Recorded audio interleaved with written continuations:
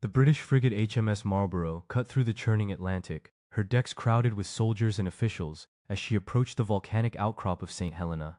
The island rose like a jagged fortress from the sea, its cliffs cloaked in mist, the only hint of civilization a low wooden pier and a cluster of stone buildings huddled against the wind. As the ship's hoist lowered a carriage, a solemn guard stepped forward, his rifle glinting in the weak morning light, and the world's most famous prisoner was led down the gangway.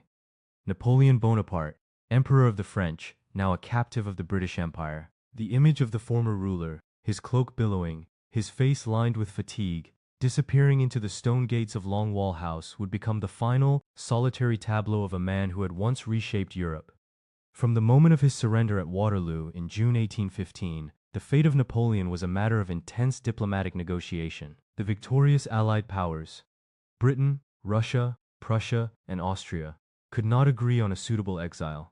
While the Russian Tsar Alexander I and the Austrian Emperor Francis II favored exile on an island in the Mediterranean, the British government, headed by Lord Castlereagh, insisted on a far-flung location where the former emperor could never return to the continent. Saint Helena, a remote British possession in the South Atlantic, lay more than 1,000 miles from the nearest mainland, surrounded by treacherous seas and perched on a basaltic ridge that made escape practically impossible.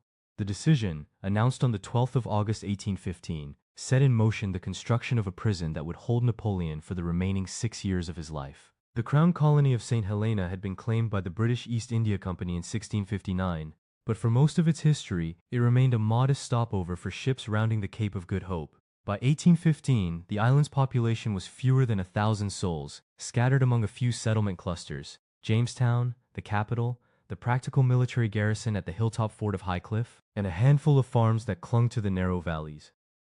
The British Admiralty quickly ordered upgrades to the existing fortifications and the erection of a dedicated residence for their most famous prisoner. Longwall House, later known as the Longwood Estate, was chosen for its isolation on the island's western side, where the terrain was rugged, the vegetation sparse, and the wind constant. The house, originally a modest Georgian-style manor built for the island's governor, would be transformed into a fortified compound, its walls thickened with basalt stone, its windows barred, its doors reinforced with iron. Construction began under the supervision of Colonel Sir George Barclay, the garrison commander, who directed an expedition of Royal Engineers, local laborers, and military convicts to adapt the building to its new purpose. Archival plans show the addition of an outer courtyard surrounded by high walls, a watchtower that offered a panoramic view of the Atlantic, and a network of guard posts linked by a narrow, stone-paved promenade. Inside, rooms that had once housed colonial officials were stripped of luxury and refitted with simple wooden cots, iron bedsteads, and a modest study furnished with a desk, a few books, and a walnut writing set. Items that Napoleon would later demand as essential to his daily routine. The final layout of the compound reflected a paradox. It was at once a prison, a residence, and a stage upon which the drama of the fallen emperor would unfold. When Napoleon first set foot inside Longwall House on the 15th of October 1815, he was escorted by a solemn British Guard regiment, the 5th Regiment of Foot, whose red coats contrasted sharply with the gray stone walls and the bleak, wind-blown landscape beyond the windows. The emperor, escorted by a small entourage that included his personal valet, his doctor, and a handful of loyal officers, took a moment to look out over the desolate cliffs, where the sea crashed against black rock. In his mind, the familiar echo of artillery fire at Austerlitz and the roar of cannons at Jena gave way to the relentless hiss of wind and the distant cry of gulls. The first night, he was allotted a small, sparsely furnished bedroom on the second floor, its single window offering a thin slit of sky. A brass bedstead, a small wooden chest, and the ever-present portrait of his former self, painted by Jacques-Louis David, were the only connections to his past glory. From the outset, the British authorities imposed strict regulations on the emperor's movements. A daily routine was established: a morning promenade along the fortified wall under the watchful eye of a British sergeant, an afternoon of reading in his study, and an evening meal served in a modest mess hall where a British officer would sit with him at the same table. The meals themselves were a point of contention. Napoleon, accustomed to elaborate banquets, found the British provisioning simple boiled potatoes, boiled beef, and dried peas to be a stark reduction in both quantity and quality.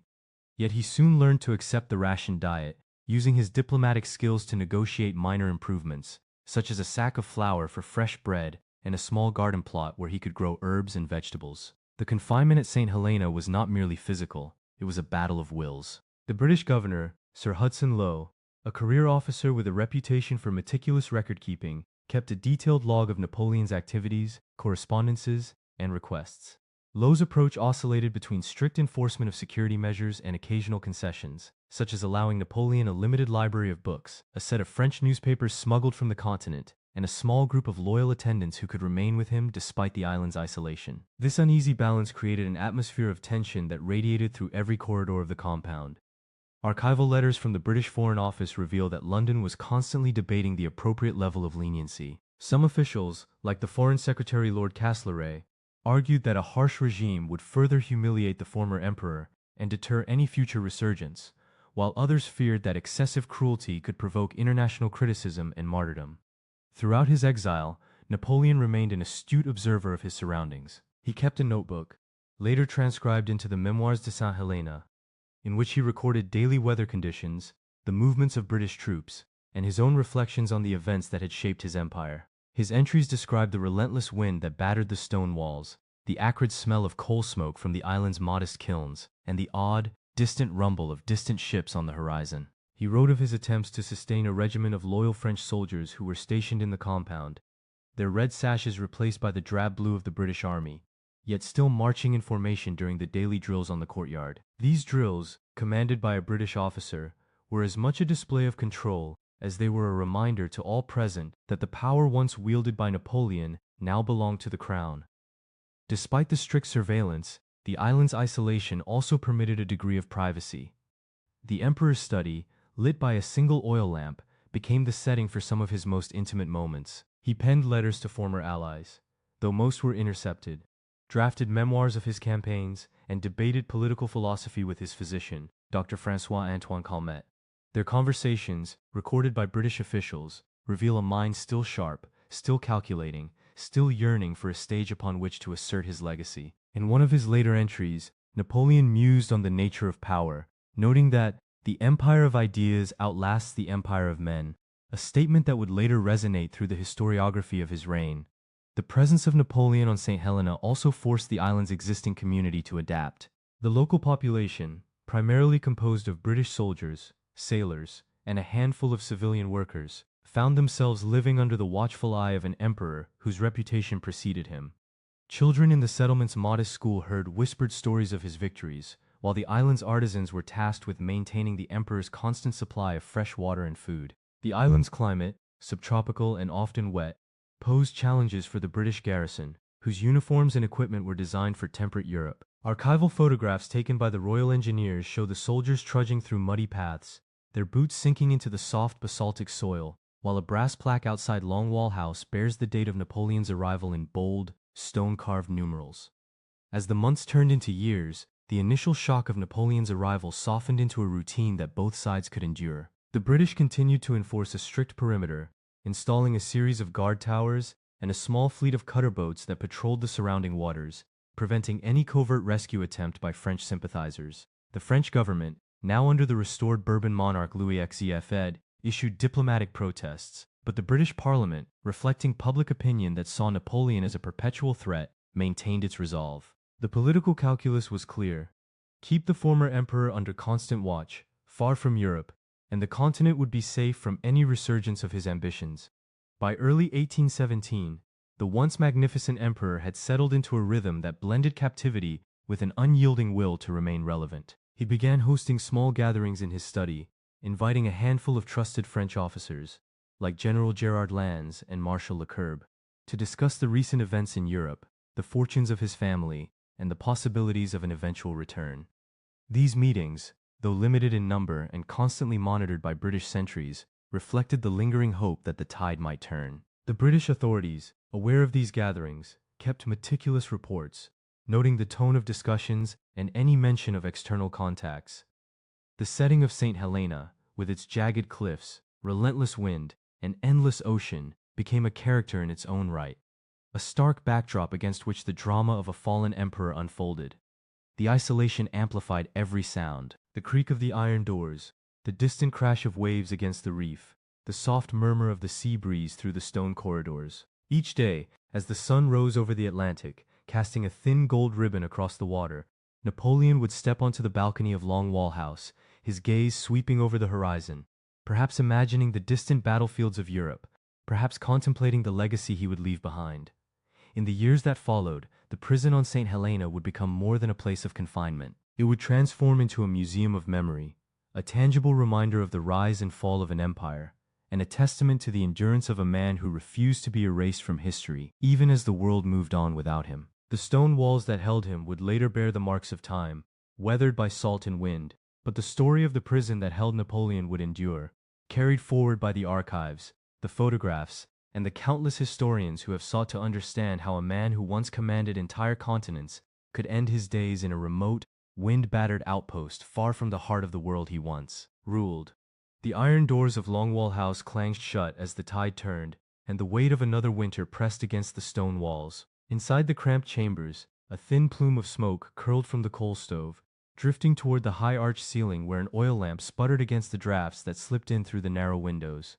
It was here, in this dimly lit room, that Dr. Barry O'Meara, the Irish surgeon appointed by the British authorities, first entered the Emperor's private domain in March 1816. O'Meara's arrival was captured in a single, grainy photograph that would later become emblematic of the fragile humanity behind the ironclad exterior of captivity.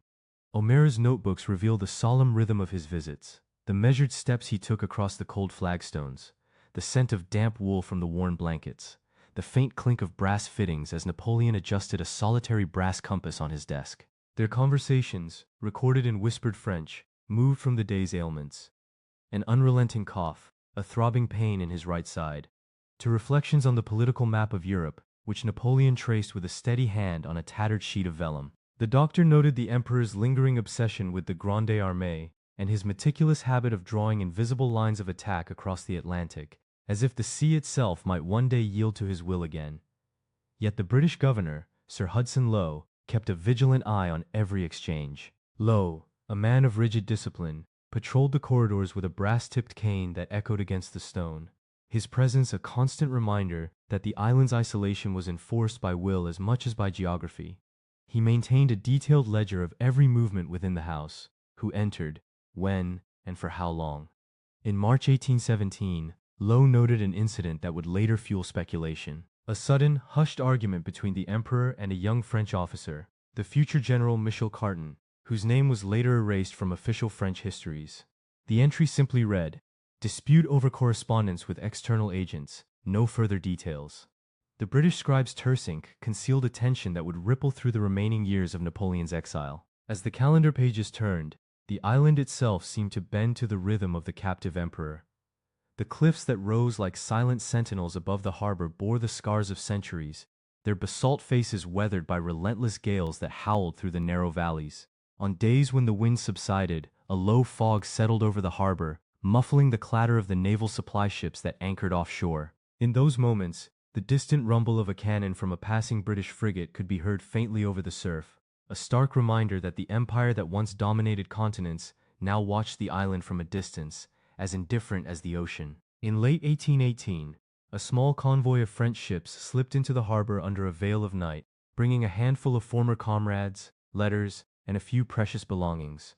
Among them was General Louis Delaunay, a veteran of the Egyptian campaign, whose gaunt silhouette emerged from the shadows of the dockyard, his coat stained with salt. He carried a leather-bound journal that had once rested on the table of the Tuileries, now filled with fresh entries documenting the state of the French army and the shifting alliances in the Congress of Vienna. Delaunay's brief audience with Napoleon was filmed by a British officer with a hand-cranked camera. The resulting motion picture, though shaky and silent, captured the intensity of two men whose lives had once intersected on the grandest stages of war.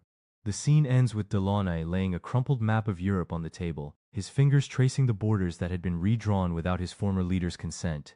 The emperor's health, already fragile, began to decline with a relentless pace. By the summer of 1820, the once vibrant discussions in his study grew quieter, replaced by long periods of stillness as Napoleon reclined on a simple wooden chair, his eyes fixed on the horizon where the sun set in a blaze of orange and crimson. The sea, now a constant presence, seemed to mirror his own waning vigor. A particular evening, captured in a sepia-toned sketch by a visiting British lieutenant, shows the emperor's profile illuminated by candlelight, the shadows of the cliff walls forming a stark contrast against the bright Atlantic beyond. The sketch bears the caption, Napoleon in his final contemplation. The exact cause of his death on the 5th of May 1821 remains a matter of historical debate. The official British report, penned by Sir Hudson Lowe, cites stomach cancer as the primary ailment, a diagnosis corroborated by Dr. O'Mara's autopsy notes, which describe a severely ulcerated stomach and signs of chronic gastritis. Yet whispers of arsenic poisoning, potentially administered by British officials wary of the emperor's influential thoughts, surfaced in clandestine French pamphlets circulated among exiled royalists. The controversy deepened when a French physician, François L. de Courtois, visited the island in 1822 and claimed to have observed unusual residues in the emperor's final meals. The British archives contain a sealed ledger documenting the exact quantities of provisions delivered to Longwall House during the final months, a record that scholars still dissect for clues. After the solemn embalming, the body was placed in a lead-lined pine coffin, its exterior inscribed with the simple epitaph, Napoleon Bonaparte, Emperor of the French. The coffin was loaded onto a modest sloop, the Scepter, which slipped silently through the harbor under a sky heavy with gray clouds. As the ship cut through the turquoise waters, a solemn procession of British soldiers and a handful of French officers accompanied it, their boots striking the deck in a muted rhythm that echoed across the water. On board, the Emperor's personal effects, his ivory-handled pistol, a battered copy of The Art of War, and a weather-worn coat, rested in a small wooden chest that would later travel across continents. The voyage to France was a geopolitical ritual as much as a funerary rite. The sloop anchored at the fortified port of Rochefort before transferring the coffin to a larger frigate, Le Duguay Troyet, which would carry it across the channel. As the ship entered the English Channel, a dense fog rolled in, cloaking the vessel in an almost supernatural silence. It was during this passage that the British government, fearing that the emperor's remains might become a rallying point for Bonapartist uprisings, ordered a secretive burial in the military cemetery of Les Invalides. Yet the French government, led by King Louis Philippe, insisted on a state funeral, and a compromise was reached. Napoleon would be interred in the newly commissioned dome of Les Invalides, a monument that would later become a pilgrimage site for admirers worldwide. The interment ceremony on the 15th of July 1840 was filmed by the pioneering French cinematographer Louis Daguerre, whose early daguerreotype plates capture a procession of military regiments, mournful trumpets, and a sea of mourners draped in black across the courtyard. The camera lingered on the marble sarcophagus, its lid sealed with a bronze plaque bearing the empire's fleur-de-lis, the very symbol that Napoleon had once wielded to command his armies. The final frame shows the sunrise breaking over Paris, the light spilling onto the dome and illuminating the five-pointed star that would forever mark the legion of his memory. Yet the story of the prison on Saint Helena did not end with his death. In 1848, as the revolution swept across Europe, French exiles returned to the island, eager to lay claim to the physical remnants of the former emperor's captivity. They uncovered a hidden compartment beneath the floorboards of the Longwall House's cellar, a small, iron-bound chest containing a collection of personal letters addressed to Empress Marie-Louise and to his brother Joseph. The letters, written in hurried script, revealed a softer side of the emperor, verses of poetry, prayers for his wife's children, and a yearning for reconciliation with his estranged brother. These documents, now housed in the National Archives of France, provide a nuanced portrait that contrasts sharply with the image of the relentless strategist that dominated his public life. The physical structure of the prison itself survived the passage of time. By the late 19th century, the original stone walls had been reinforced with concrete, and a modest museum was erected adjacent to the former governor's quarters. Stained glass windows, installed in 1905, cast a muted blue light across the cells, highlighting the graffiti etched by the emperor and his attendants. A set of initials, a carved star, and a solitary phrase in French.